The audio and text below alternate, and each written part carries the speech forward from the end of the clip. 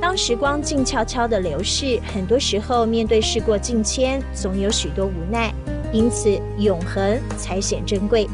而当我走进埔里的漆器博物馆，才发现永恒原来可以亲手打造。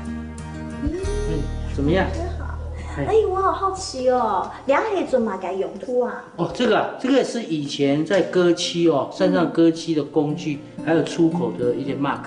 哦，所以这些东西都是有历史的，而且赚过钱的。赚过钱的，赚过钱的，这个有割过，真正使用过的。光泽亮丽的漆器可以抵御时光，曾经也喂养了一世代的埔里客家人，而这一切却是得来不易。光是生漆的采集，只能在第一道光线出来前的暗夜里进行，经过无数淬炼，方成一物。哇，这个好漂亮哦！这个这个花了我4年多，400多层。哇，要漆400多层哦！哇，这真的是动用乃性哎。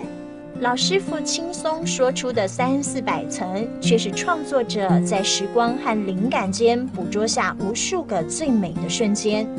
耀眼的漆器穿越百年，震折今世的人们；难以低调的亮泽，也可以定格眼下的心情。而我现在的心情，就要画给你看了。看你要画什么东西哦。所以，可是法秃是我罩门哎，怎么办？我跟你讲。给我一点诀窍。不用诀窍，我跟你讲，画画是一件很快乐的事情。画好画得懂哦，那个叫匠。哦。所以我接下来就要画人家看不懂的。对，这叫艺。来吧。哦，艺术家哦。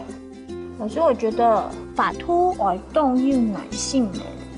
对呀，动用乃性吗？哦，没乃性就人出活动戏啊。没有美术底子，在老师傅一句“天然漆就天然画”的鼓励下，完成我的漆器处女作，雀跃的心情自然不在话下。但是最让我着迷的，却是法秃神奇的疗愈功能，消弭了旅途的疲惫，美丽了旅人的心情。法秃动用乃性，用1圈1圆画出此刻圆满的心情。而漆器上马卡龙的颜色，则是对生活的期许，像是送给自己一个超越时空的祝福。